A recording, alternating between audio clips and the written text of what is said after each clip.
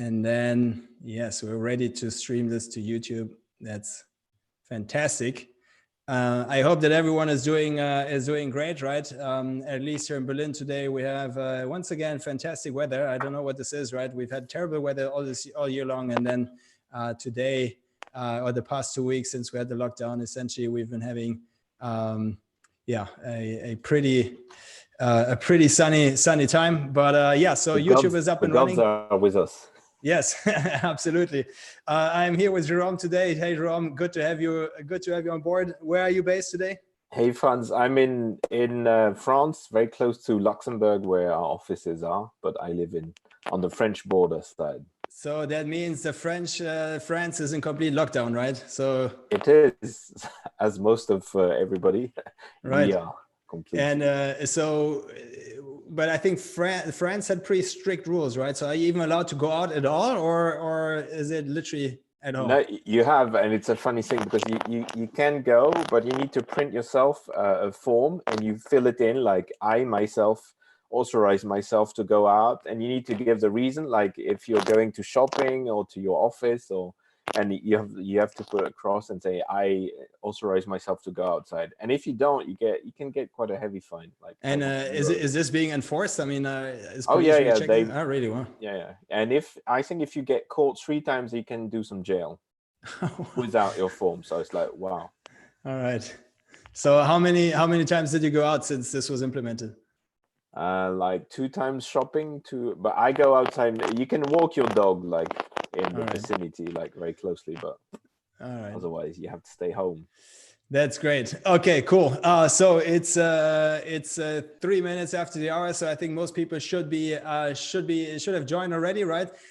So welcome everyone again to this new episode of a new series that we've started here at Sellics. So essentially, every week on Thursday, we do an interview with one of the experts from our network, one of the Amazon experts from our network, with who we discuss the impact of the Corona impact. So how the entire Corona crisis impacts Amazon businesses. And the goal is essentially to give you guys tips and strategies how you can get through this time as well as possible. Today, the focus is on supply chain. So last week, we had Chris from Molesey, and so we were discussing very broadly how Corona is affecting the different parts of the business. Today, we want to focus a bit more on the supply chain side of things. We won't be talking only about this, but essentially we want to recap what happened so far, what happened in China, what happened with Amazon on the inbound side, on the outbound side, right? So what's been going on, what's the current state of affairs when it comes to the supply chain on Amazon. We look into how the different marketplaces have been affected by those changes on the supply side, and what categories have been affected to what degree. And then we also want to make sure to leave you a ton of tactics and tips how you can get through this crisis, right? Jerome has, we had a briefing earlier today, and he already had a bunch of very good ideas, and I'm very excited that he's going to share them today with the broader audience. So that's the focus for today. Our guest today is Jerome, right? Jerome, why don't you go ahead and introduce yourself very briefly? Yes, thank you very much. So Jerome, I'm from the e-commerce agency. We basically help brands grow on Amazon faster and globally. And we've got 2 areas. We do consulting, where we can help, train, coach, do workshops, and another part where we do account management. And we've been very busy with this part, helping a lot of our customers and brands go through this period. Unfortunately, a big part of them had to close down or stop their work because they couldn't sell on Amazon. Some had to find emergency plans. So yeah, we've been working very hard with them. And I think it's very important everybody try to help each other, despite not being always paid on time on everything, just to get through this period. So one first thing is I do feel for everyone who's going through this period. It's a very tough. Some are doing great business, and it's a great opportunity, but a big part are really suffering, and we feel for that. And so good luck to everyone. And here we are to give you some tips and see how we can help further to go through this period. That's great. I mean, I think it's definitely the same sentiment I have. Some people really going through the roof, but also a lot that are affected in a fairly negative way, right? So specifically the small ones, this is those are the ones where I feel the most, right? Yeah, let's hope that this all passes as quickly as possible. So the customers that you work with, are those sellers or are those vendors? Yeah, we've got a good share of both sellers and vendors because brands can be both. We only work with brands or distributors which are have got all brand rights, so they can be both. And situation is tough in both cases. Apart if you're lucky enough to be in the right category, which is authorized by Amazon those days. If not, then okay, it can be more difficult. Okay, so you have and across you work with customers across all different categories and industries, so you have a pretty broad insight essentially, right? So that's Yeah, we've got from consumer goods to industrial goods to like consumer electronics and even some very specific products, and from all over the world, some from different countries, and also working in different countries on Amazon. So it's a very broad view. A broad view. That's great. And so I think that makes you a very valued interview partner for today, because it's obviously there's so much going on in different countries and different categories, right? And so I think having someone that has a rather broad view on what's going on, I think is very valuable to us. So thanks for taking the time today and for sharing your insights, right? So just some housekeeping, guys. If you do have any questions, feel free to post them in the chat or also in the Q&A, right? We get to the questions toward the end, so don't worry about your questions. They will be answered. And the second point also is there is going to be a recording of this. You can find this on the Sellics YouTube channel, and we'll share it afterwards with attendees as well. So just some housekeeping about this. But let's jump right into this. So Jerome, let me go ahead and share my screen for a second, because I wanted to essentially summarize. We've built a screen that summarizes all the development that happened so far on the supply side. So let me just go in here. So here we are. You should all be seeing my screen, right? So when we talk about the Corona crisis, essentially our point of view at Sellics is that it's been going in three different phases, right? So the first phase was essentially when the Chinese supply side was affected. So on January 23, Wuhan, the region in China, was the lockdown started, right? That was right under the Chinese New Year period. So Chinese New Year this year ended on February 8, right? And so essentially from January 23 up until the beginning of March, essentially when things started to open up again in China, essentially China has been, or specifically Wuhan has been under lockdown for about 6 to 8 weeks pretty much. So that was the first phase, right? So the Chinese factories essentially being affected by this. The second phase then of this was that in the Western world, there was a nationwide lockdown in the industry being very, very early, France as well, but now also UK, Germany, and obviously also the US is largely in lockdown, right? So there's phase 2 where essentially the nations have been in lockdown. And then phase 3 has been, and this is very specific to Amazon, is when essentially the delivery on Amazon has been affected, right? So, and Amazon delivery have been affected in 2 ways. So first of all, the inbound shippings. So those are the shippings from the warehouses to the Amazon warehouses, right? So to the FBA warehouses, where on March 17, essentially it was announced that the inbound shipments will be restricted, and Amazon is only going to accept inbound shipments for non-essential essential categories. So a lot of categories could not, a lot of sellers in the non-essential categories could not send any new items to the Amazon warehouses, right? That was March 17, that's about 2 weeks ago. And then a couple of days later, so starting from the 21st of March, essentially also the outbound shipping was affected. So the outbound shipping is essentially from the Amazon fulfillment center to the end consumer, where essentially Amazon in France and Italy has had full restrictions, and in the US and EU, many categories or products in many categories have been postponed to, the deliveries have been pushed out to the 21st of April or the 19th of April, depends on the country a little bit. So essentially the delivery times went from 1 or 2 days up to 4 or 5 weeks essentially, right? There was 21st, there was last week, right? And then yeah, just a couple of days ago, Amazon essentially announced that this inbound restriction or this inbound shipment restrictions, that those would be extended for a certain period, but that it's overall it's loosening up a little bit, so that it will be easier for also for the non-essential categories to send in products, right? So this is essentially, I think, a high-level summary of what's been happening so far, right? So those three phases. Now, Jerome, when we let me stop the sharing again, so we can go back into the interview. SI, when you think about those three phases, right? So let's talk about the first phase. So China being under lockdown, how much has this, how much problems has this caused for the Amazon sellers, for the Amazon businesses so far? Has this been a big issue because it fell right with Chinese New Year, right? So I mean, people were prepared to a certain degree, but how much has this first phase affected the Amazon businesses?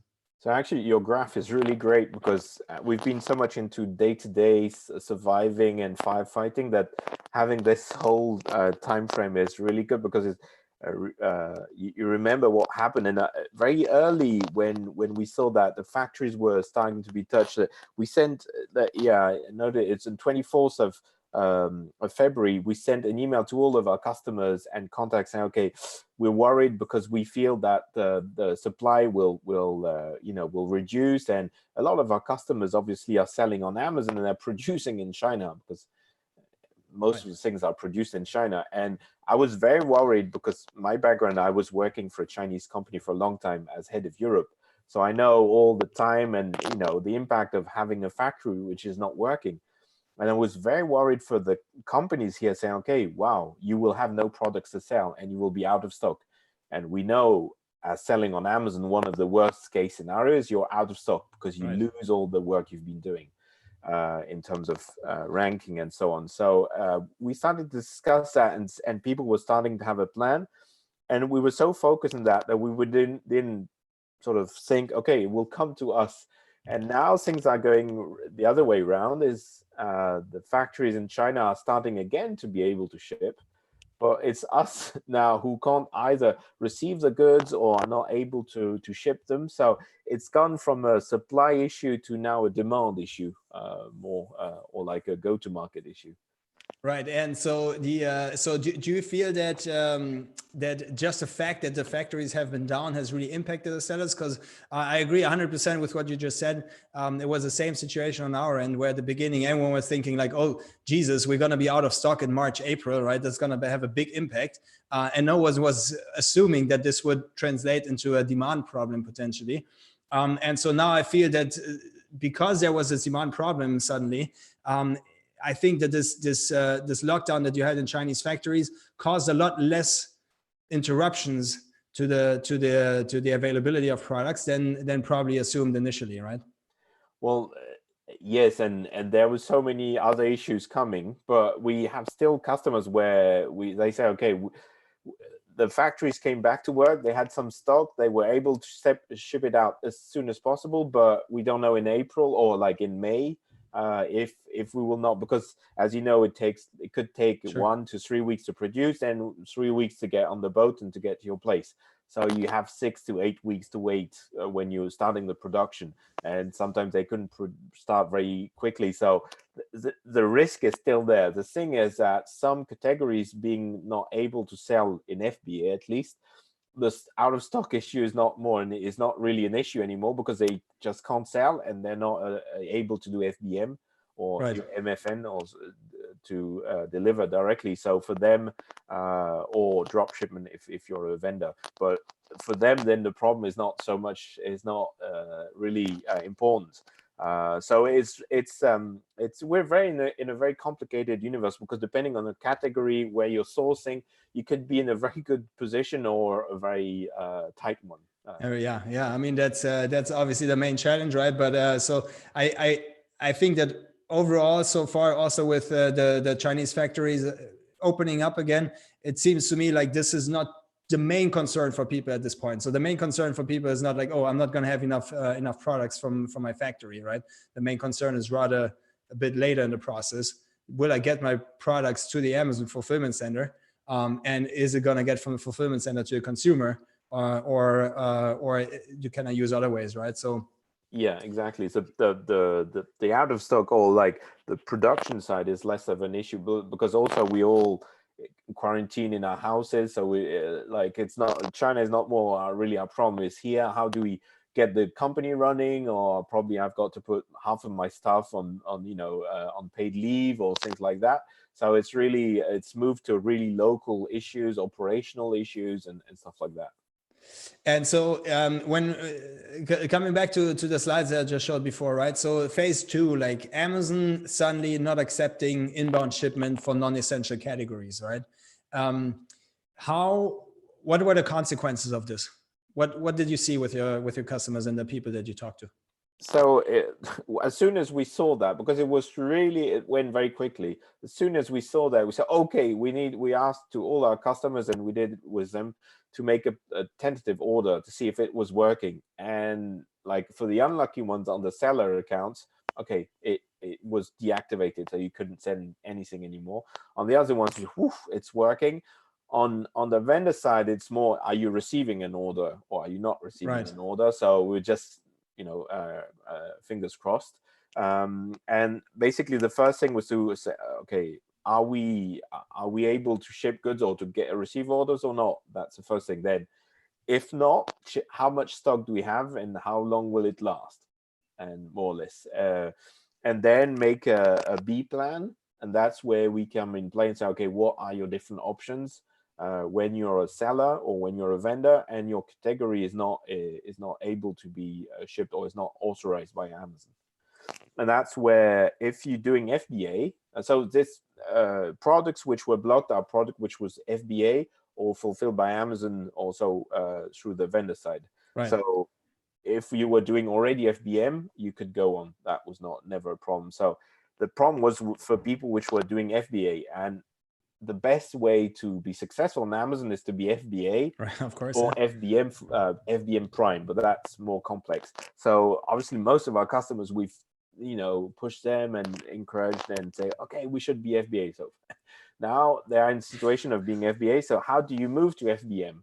So you've got two things where you can do here. One is you've got your SKU and you change it to FBM. You change the fulfillment method.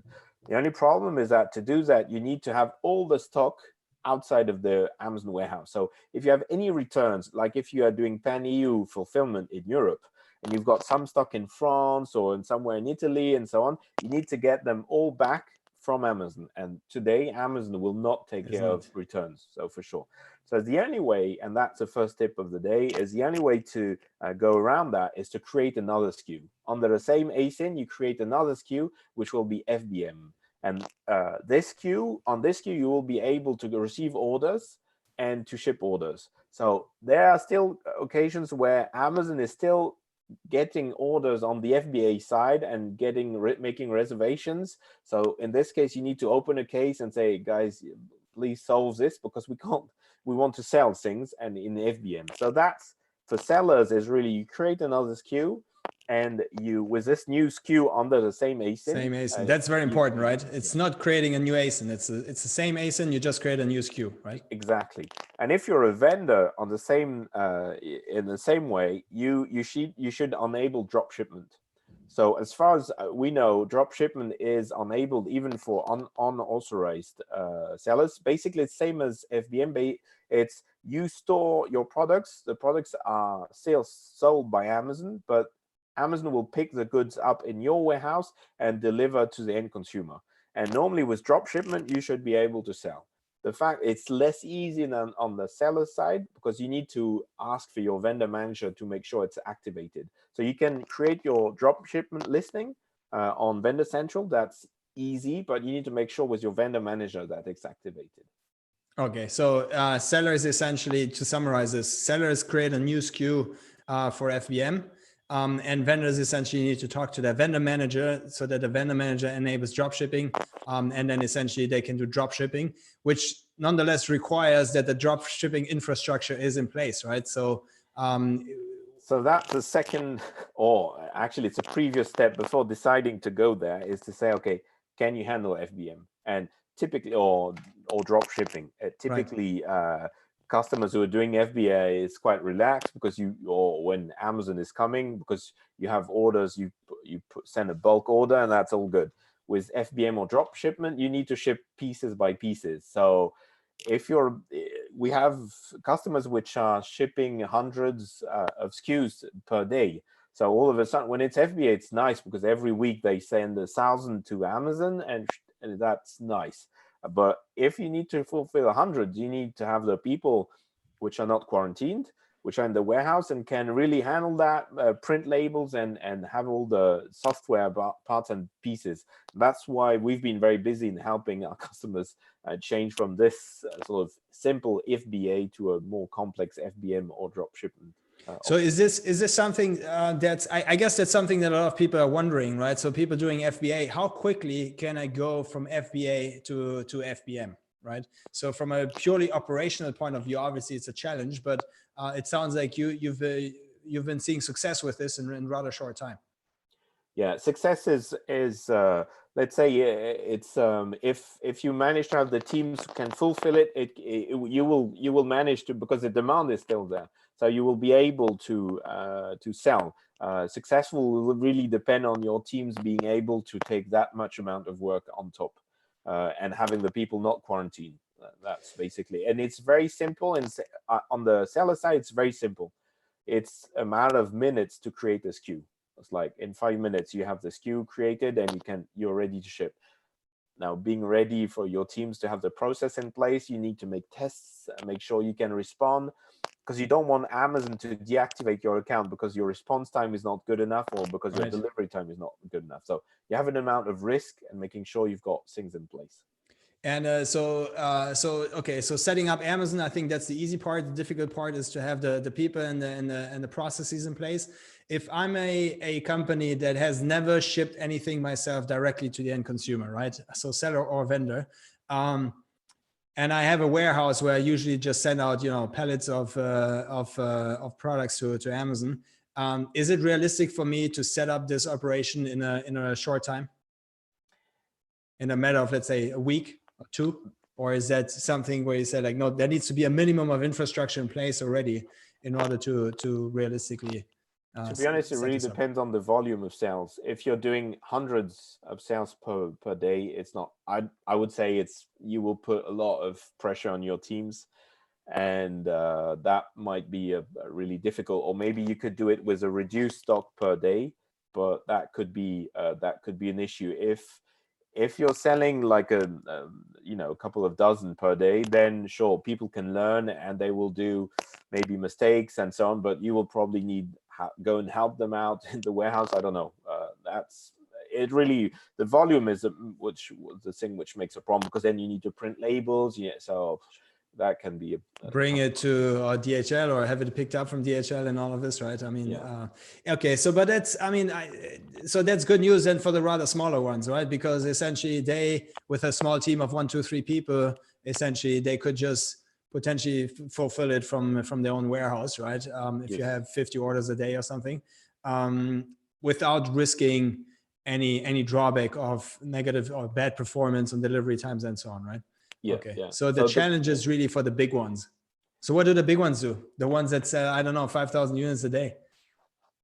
Well, that's a stress test on their organization, to be honest. So they need to make tests and maybe not enable all the catalogs. So start with one and see how that goes. And it's really like, I mean, if you've got this kind of a volume of sales, you probably have logistics experts which will know really how to go step by step with that. But the idea is really to be careful with it, and I think the main issue is because we've set up that with team, and then they said, okay, we've decided to put half of the team in paid leave, so on the government funding. Right. So you've got a half team to handle. So that's the main thing, is do you have enough people to do it? Right. And so essentially, I guess, then for larger sellers, if you have personnel issues where you have a shortage in personnel, then probably the best way is to start with the highest selling items or so. And, instead of selling 1,000 SKUs, you start with the top 50 SKUs that make 80% of the volume or so. that also simplify things a lot because you can make the processes in bulk, right? Yeah, and you have pick one and product pack which you and, prepare. Yeah, you don't have multiple locations. So yeah, that's an easy thing. The thing is, what you need to be careful is that the the system of Amazon to block accounts or to suspend SKUs is automated. So it's not like the system doesn't say, oh, I know it's a coronavirus, I'm sorry. So you will get sort of this warning, be careful, the number of unshipped items is too high or things like that. And that will be automated. So you could have your ASIN, suspended, or even your account suspended. So the risk can be a bit high. So you really need to make sure you can handle it. Okay, so in doubt, you rather say a bit more cautious and say pause a little bit, and then and typically with a seller account and those who have got experience with a suspended account, it can be a real nightmare. And specifically now, when Amazon is focusing elsewhere, try to unsuspend an account. That's really not very easy. So you have not seen any, you have not seen a tendency that Amazon is a bit more relaxed with those rules, or is easing up those rules, or also reinstating accounts. You have not noticed any trend there. No, because you need to understand that, and you know that very well, that Amazon is a maze, and it's like teams are clustered in different areas, and the team A doesn't know that we are getting an automated message that is blocked. So you don't have someone with a general sort of view of saying, oh yeah, I know that this is happening because of this, and then there's nothing linking the dots between them. So it's not like someone is really taking care of it. The best option is if you have an account manager for sellers and you know him, or a vendor manager if you're a vendor, because you can at least appeal to someone, say, okay, listen, I have issues. And we, because of our work, we know a lot of people inside Amazon, and we reach out to some people, and sometimes they don't know how to help us because it's another team, or they don't know where the team is. They've done a case themselves inside the system, but they're not getting an answer. And clearly, a lot of the people inside Amazon, be it Amazon advertising or retail or marketplace, they all say, yeah, we've been asked also to focus on what matters in terms of the products which are really important. So the non-important one will probably get less attention, which we've seen a bit. Yeah. And so what do you think, how importance is defined? Is it purely, is it a matter of it's really important for survival at this point, or is it a question of demand and how much this product is being bought or sought after by consumers? That's a $1 million question, to be honest. It would be interesting to see how they decide that, because in our portfolio of products, because it depends on category. So you could be in the baby products, and like we have brands in the baby products, and to me those products are not essential to live, but they're in the baby products, so you're able to sell them. And some other products you could say, well, okay, could be an important product, but it's in a category which is not permitted. So I think they've been taking decision from very high level, saying, okay, this category is okay, this isn't okay. And I think it came from the fact that specifically in France and Italy, they were receiving so many orders that they couldn't cope with it. And they say, okay, we need to make sure we can handle the ones, not the ones where they're making most money, to be honest. It's the ones which are making most sense, for people in their house. So it's health product, it could baby products, but it could be arts and crafts, people wanting, to play with the kids or stuff like that. So it makes sense. But it, like always with Amazon, it's not very clear how the decision was made, or what was why in details this brand is allowed, not this one. And nobody will answer a question like that from Amazon. So what do you, I think, it's a very complex organization, right? It's difficult to run on such a large scale, and I've been pretty impressed, I must say, that so far, from an operational point of view, it seems to all go pretty smooth, right? So I think it's simple. It's the only ones which are running, and you can see in the UK, they are using Amazon Logistics to deliver the coronavirus tests. Like the only one who's got the strong logistics is Amazon. So to be honest, they're the most robust one in this period of time. But that's a very good point, because I think so if we think about the third stage, right, where essentially Amazon just pushed out the delivery dates by 4 weeks or something, right, and made it visible. First of all, I think that this is a lot of expectation setting, because we've seen a lot of instances where people order stuff and it's supposed to arrive on the 20th of April, but it's already there on the 30th of March or so, right? So I think it's probably, manage expectations in the right way, right? But independently of this, I think the question is, how much did this impact the sales? And so the question we were wondering is, what had the bigger effect on the sales velocity, right? So was it really the inbound shipping getting restricted, or was it more the fact that the delivery date got pushed out? And so what I've been following, and I have some slides on this after one as well, is I think the main impact that people saw on their sales was really the moment that Amazon went from 1-day delivery to 1-month delivery. Essentially, this is where really demand dropped. And so some of the sellers I've been talking to that sell multi-channel, essentially they've been seeing an uptick in sales on other platforms, right? Walmart, their own shop if they have, right? eBay, so everything happening outside of Amazon, which I found a bit surprising, because I go, look, if you sell on eBay or Walmart, you still need to have a delivery, a fulfillment service, right? So you could just use this to do to do a merchant fulfillment on Amazon as well, right? But is this something that you've experienced yourself as well, so that there's a shift from whenever Amazon cannot deliver in a timely manner, that the sale is going outside of Amazon? To be honest, most of the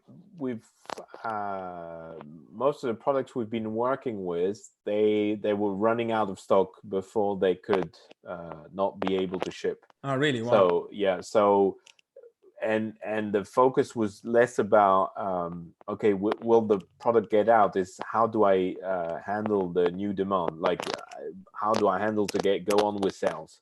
Because most of them will say, oh, wow, I can't ship any products through. So maybe like you have, whatever, 50 SKUs, and 10 are selling very well. So those 10 will run out of stock. So probably the 40 others are left in stock and not able to be sold out. But the company will care about the 10 ones which are selling well, because that's their bread and butter. So basically, we've probably been focusing most on those 10 first products, or the bulk of what they were selling, because the basically the crisis for everyone and for every entrepreneur, which we are, is to say, okay, what's the cash flow? And it's I need cash, and so I need to get my stock running. Otherwise, I need to put all my people in paid leave, basically. Yeah.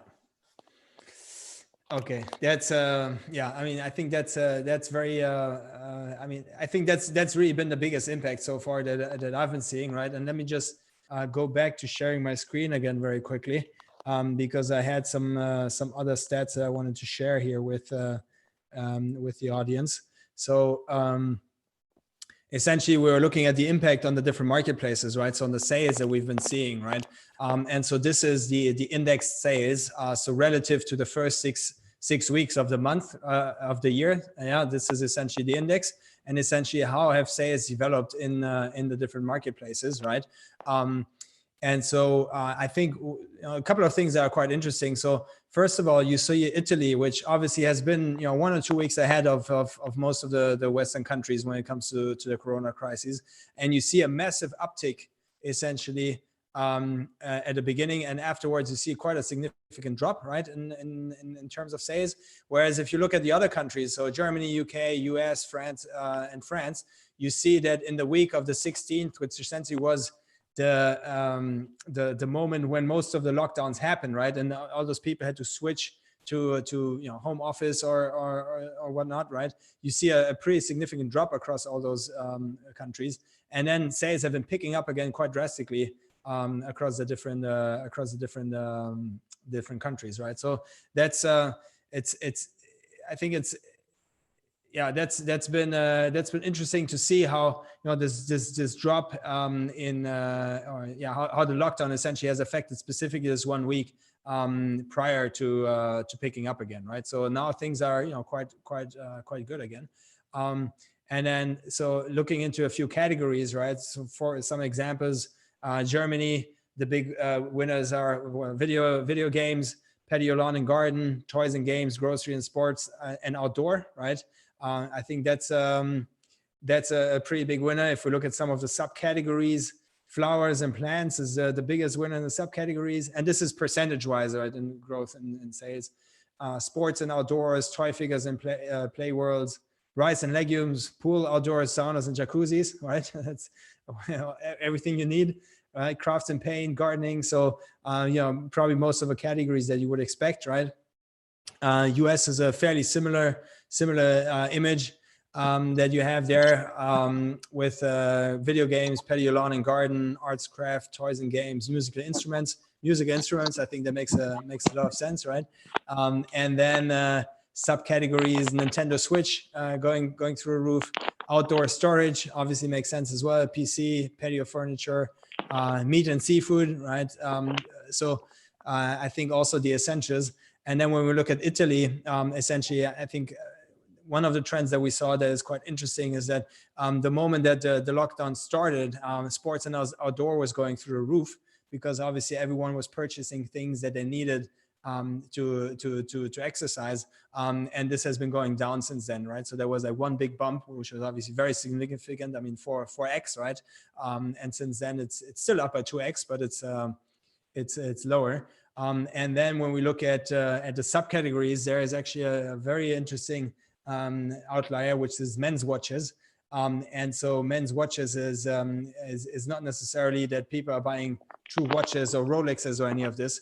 It is more that they're buying watches that essentially are health trackers, right? So the health trackers, this is why. So health trackers are going through the roof right now in Italy, and so this is why watches are happening there, right? So I think that a couple of interesting trends that we've been seeing there, and it's so the thing that we find quite obvious or interesting is that most of the countries have been developing in the same pace. So the moment that there's a lockdown, essentially there's a drop because people need to organize their lives again, right? And once they are at home and understand, okay, well, wait, this is my quarantine, this is where I'm gonna live for the next 4 or 8 weeks, then people start to think about, well, what are the products that I need, right? And they start to build up essentially their quarantine home. So yeah, pretty diverse across all the different categories, and but quite the same overall across the different countries. Yes, exactly. So I'm sorry, I had an issue with my issues. Yeah. So wait. So we have you twice now. Yeah, better than nothing. So I'm moving on. So apologies for that. Technical issues. No so one thing which was very interesting, which I saw, and we saw actually one of the team members, Sara, came to me and say, wow, Italy sales are exploding on one of the brands. And we saw that a couple of weeks ago, and we made a blog about it, saying we were really interested in saying, okay, how this is making people's use of buying in Spain or in Italy, where e-commerce is much lower in general compared to Northern Europe. And we saw that really there was an enormous peak at the beginning of quarantine. And we've seen that actually, unfortunately, throughout March, these sales have really decreased. So I don't know if it's a morale which has gone down, or people getting used to things, or maybe it's also the supply chain part of Amazon, which is less working. I don't know, but this has been decreased. But for us, for me, it's probably a sign that e-commerce will have a big shift after this crisis, and specifically in the southern of Europe, countries like Spain and Italy, which were always like e-commerce was always very small, was growing fast, but still very small compared to like Germany, UK, or France. Probably people will have changed habits a bit after this crisis, and being much more used to the convenience of e-commerce. So nobody knows, obviously, but it's something we've seen a peak in those countries, actually, specifically at the beginning of the quarantine. Now we need to see if that after post-quarantine, if that goes on or not. Yeah, I mean, I think that's definitely a trend that we expect as well, right? So I think there's going to be a fundamental shift in consumer behavior where e-commerce is going to benefit from this. Specifically when it comes to Amazon, I think, well, in some countries for sure. In the US, I think the question for me really is like, how big is this shift to other channels, because Amazon is pushing out the delivery dates, right? And I'm sure Amazon is working very hard to bring down delivery dates because they know that this is such an important part. So that's probably one of the questions that where I'm not sure yet exactly how this is going to play out, right? But I think ultimately the one that is the platform that can have the fastest delivery and the most reliable delivery is probably the one that's going to benefit the most from this, right? Yeah, the fact is that a lot of competitors are struggling on the logistics side to be able to deliver as fast as Amazon. And to be honest, during the quarantine, I had to buy another PC for the kids because they're now all working from home. So, you need more PCs. And I ordered one, and it was meant to be delivered on the Tuesday, and it was delivered on the Sunday morning in front of my house. Wow. And actually, I had to go on my app to see it was delivered because the guy didn't ring or anything. He just hid it behind the dustbin, for example, but it was delivered on the Sunday morning. I'm not expecting that. I'm not demanding that, but before you can get this kind of, so it was 2 days early, delivered on the Sunday. Wow. Okay. Difficult to beat. That's true. And your kids were happy, I guess. Yeah, very. But it was and you too. So. It's their mom mostly, but yeah. Okay, that's great. So, Jerome, we already have a couple of questions, but guys, if you so we get to those questions, make sure to post them, right? So, Mark already had questions, Dan had questions as well. I think Sean had questions, Steve had, so a couple of questions already, but feel free to post them.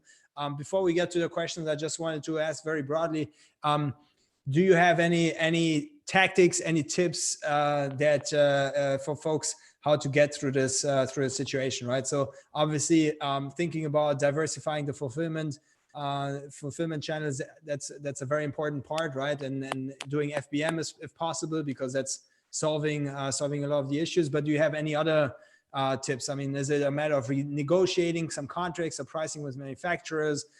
Is it about diversifying the supply chain? I've heard people as well that what they do in order to solve their inventory problem, they just order the products back from physical stores, right? So from the offline stores where they send 1,000 units, they order those back so they can then sell it online. I mean, is it about launching new products specific in those categories? I mean, does that make sense, or is that not going to be ready in time? I mean, any tips from your side? Anything where you go like, look, that's something that you want to share with the we've had customers shipping 1,000 units to a big like Tesco's in the UK, and then next week they close down, but they can't even get it back because shops are closed. Yeah. So it's difficult. So for me, there is a short term, and we were talking about it this early today. Is there is a short term and a longer term thing, probably a midterm. But the short term is basically we all need to survive. So there's cash flow issues, and for us as an agency, we've got quite a number of companies which are saying no, we won't be able to pay because we're not able to sell. We've got all our people out of work, and we help as much as we can because we believe that everybody needs to help each other to get over it. It's just It's not being good, it's just being smart about we'll go over it if people help each other out. And to be honest, there's a lot of suppliers also which are helping us out. And I think we see a lot of good things happening with people helping each other. So short term is surviving for me and making the right move. And one thing is was always true, but this is specifically true, is being agile and being able to pivot. And the thing with FBA, FBA is not working, poof, I create FBM. Or I'm vendor, I do drop shipment, I do this and trying to, this is not working, what can I do? I can't sit down and say, we need as entrepreneurs to find solutions. So it's try to being agile and say, the team explain, really have a lot of clarity with your team of what's happening, what they should expect, what's the situation, and that everybody will get out of it if we all help each other. And then long term, the discussion will be, is it good to have all your production in China? I mean, it's cheap, good, but maybe if something happens, you're completely out of stock. So should you diversify, have some products you produce locally? should you have different ways of working? And some people which were not in e-commerce say, okay, well, now I need to secure that, because if something happens, so it's probably changing the way we are working, but also being much more flexible. I have a friend who was working in a big bank in Luxembourg. He said 6 months ago, if you would talk about working from home in the bank, you say, are you crazy? This is completely impossible. What happened in 2 weeks? Everybody was working from home. So things are possible, and if you need to have business done, then you need to get organized and be smart about it. So so essentially the best way to be ready is to get more agile, right? Because no one knows what's coming, and so you cannot prepare for every situation, right?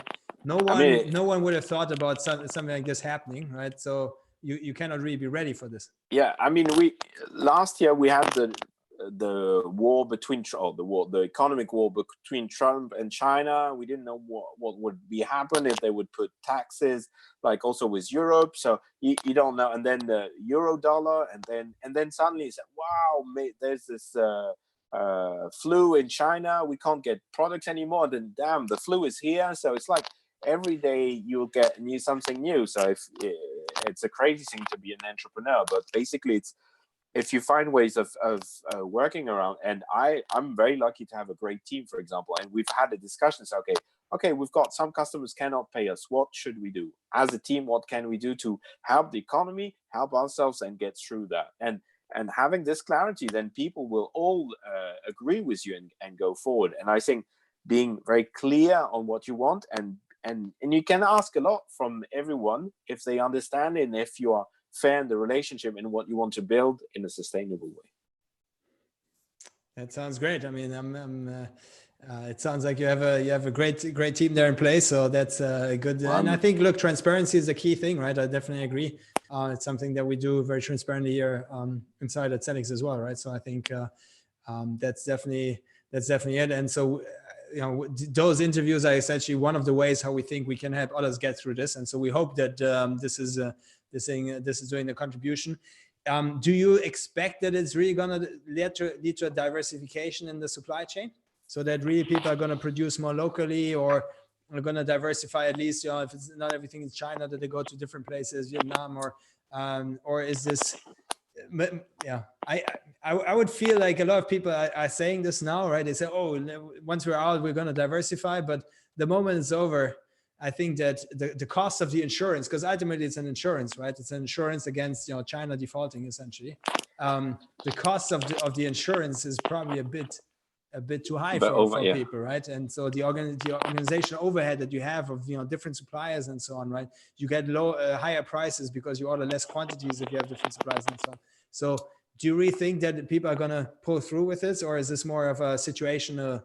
Well, at least at the government side, where you see that they are depending on medicine and masks from China, for example, that they could take decisions. That's on one level. On company level, profits are such a big driver today, which I mean, generally on our society, that that's a bit difficult. But if you take a different stance at it, and you don't look at getting the cheapest price, and that people probably would be ready to pay a bit more for better quality and stuff. Maybe there are ways of doing it, but smart ways of and Amazon is a great way to do that, because the way you can present content, you can do videos, you can explain how you're producing locally, for example, or you're producing differently in a way that is protecting either the environment or whatever. Amazon gives you all that opportunity to do that. And maybe there are ways, and I think for people which it's probably an opportunity for those who can have new ideas. Maybe, I hope so, at least. Oh yeah, that's very true.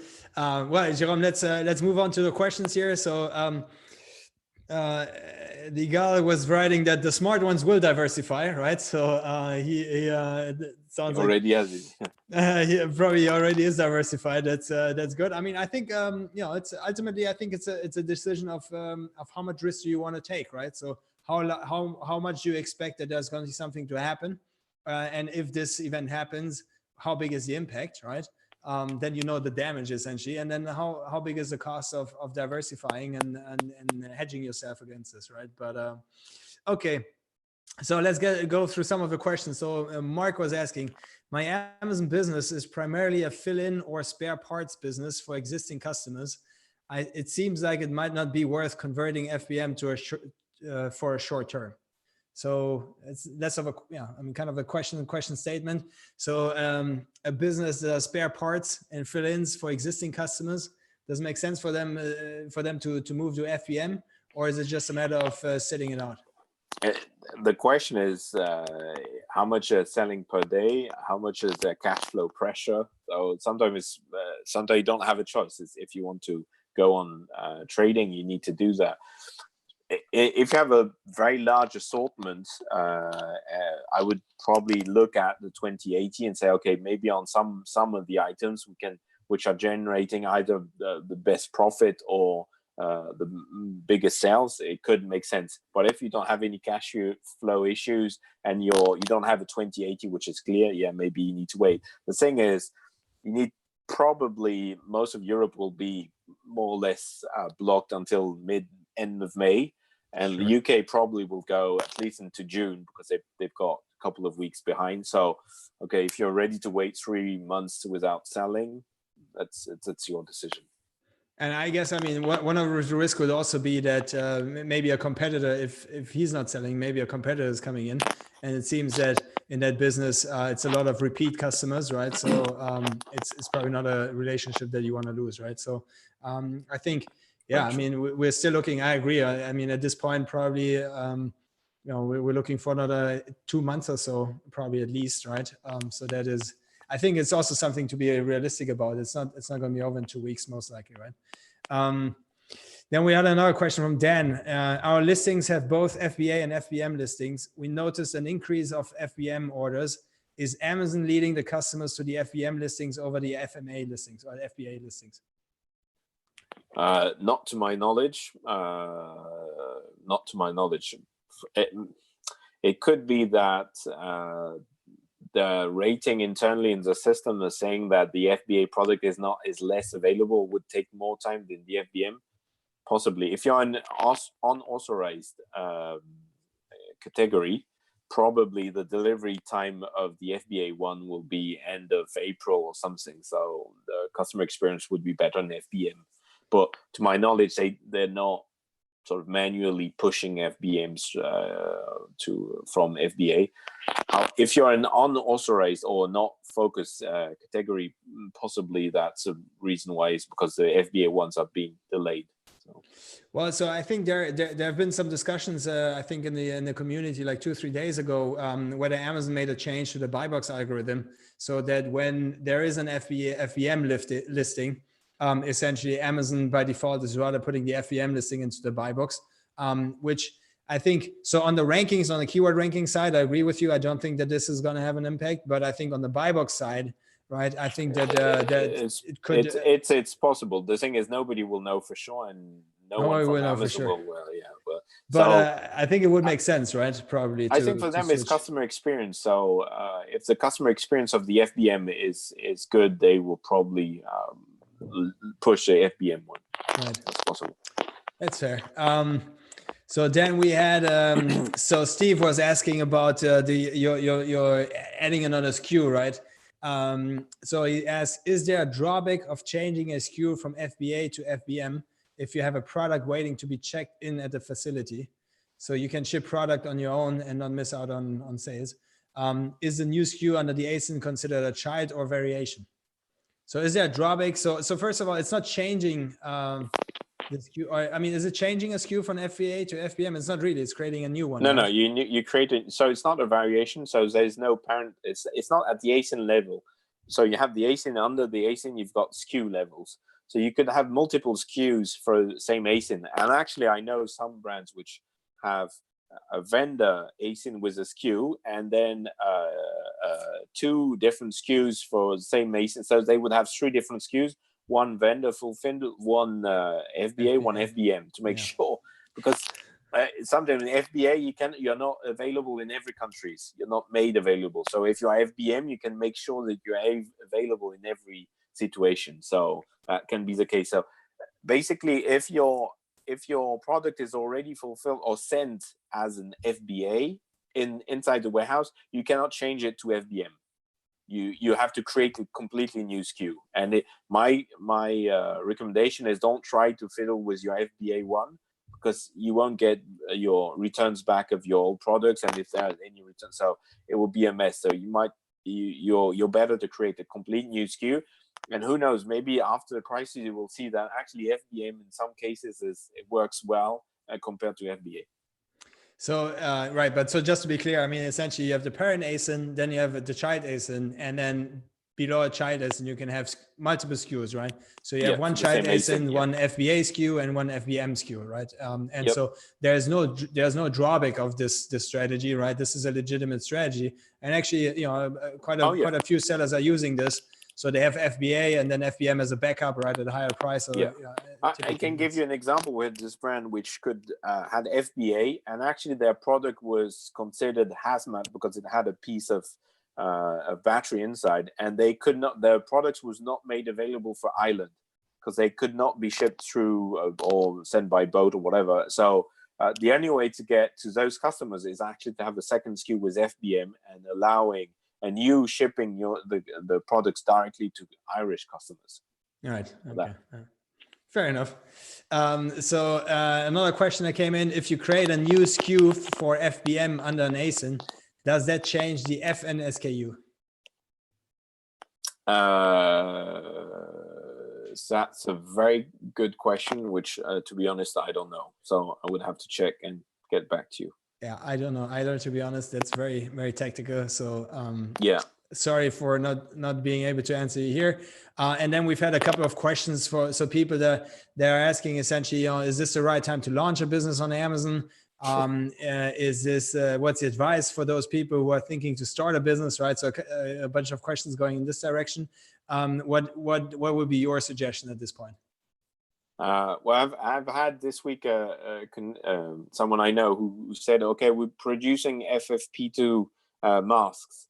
We've got authorization. We should do you think we should open a Amazon business? I said, yeah, you should for masks. That's for sure, because it would be also very helpful. But joke apart, I think if you have products which are authorized, you should do it. Don't expect it might take a bit more time because the Amazon teams are focused on other things. It might be wee bit more complicated than usually, but you should do it. If you're non-authorized category, maybe you should work, except if you've got really nice FBM delivery capability. If you have a product which is really in demand in this period, you can use it. And we have another big brand actually who came to us and wanted to use the Amazon fulfillment facility selling on eBay. So, for example, you could look at selling on eBay and use Amazon's logistics, for example.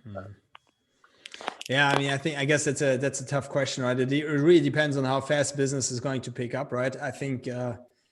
Look, if you're in a category that is experiencing difficulties right now, right? So I think probably my answer to this would be, well, it depends, right? If you have some cash reserves and it doesn't matter too much if you see the return in 4 weeks or in 12 weeks, right? Then, you know, go ahead, right? It might also be, I think, you know, the flip side of this is it's probably a lot less competitive on marketplace, and we see this as well when you look at the cost of advertising. The CPCs have been going down quite a bit, right, across the market. So, you know, the advantage is that it's probably less competitive, and if you can run a business today while others cannot, right, then you probably have an advantage going out of this.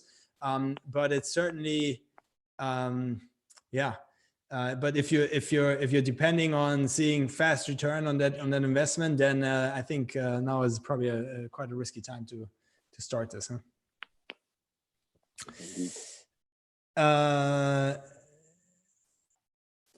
All right. So then, okay, wait, I was just about to close it. There's one more question coming from Hannah. We are FBA and are in the middle of switching our 3PL. So we have not been able to move to FBM. Do you have any suggestions about how to protect our buy box during this time from unauthorized vendors? We are brand registered, but I'm seeing some buy box losses this week because of the new algorithm and the unauthorized seller being FBM. So it depends what you mean by unauthorized sellers. That's always a big issue. The thing is, brand registry will give you rights on your brand and will help you to fight against counterfeits or people using your trademark falsely. It will not help you to stop legitimate sellers or legitimate wholesalers to sell your product. So Amazon will not enforce a distribution policy for you. So if the people have bought the product from somewhere you don't know, but it's still a legitimate product, Amazon will not remove them.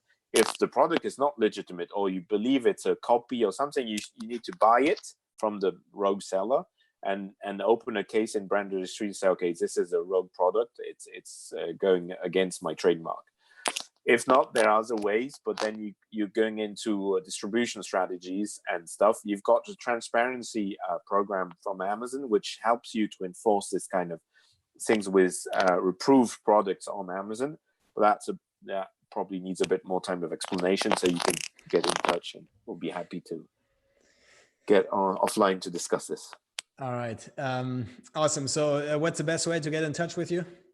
So we've got a very nice website, e-commerce.com, and you can log in or book a meeting with us, or go on LinkedIn. Jerome, family name is complicated. I'm sorry, De Guigné. You doesn't you get more French than this, right? Jerome De Guigné. No, you can't. So, and you would find me on LinkedIn. We're very active on LinkedIn. Post a lot of things, so do follow us.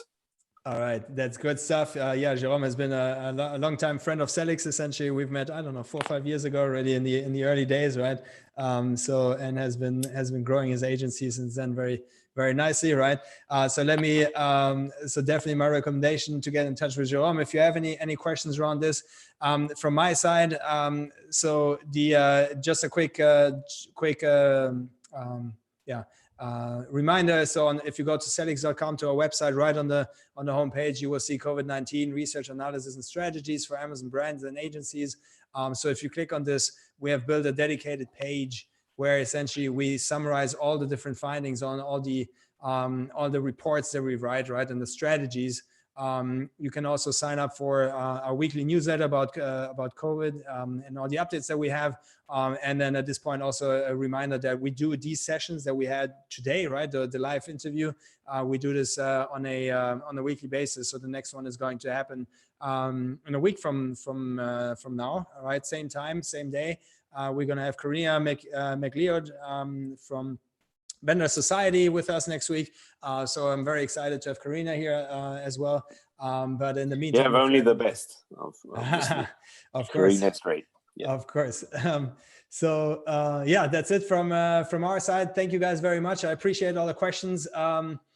Yeah, stay safe, and we hope that you're gonna get through this in the best possible ways, right? And yeah, tune in again next Thursday for our next session.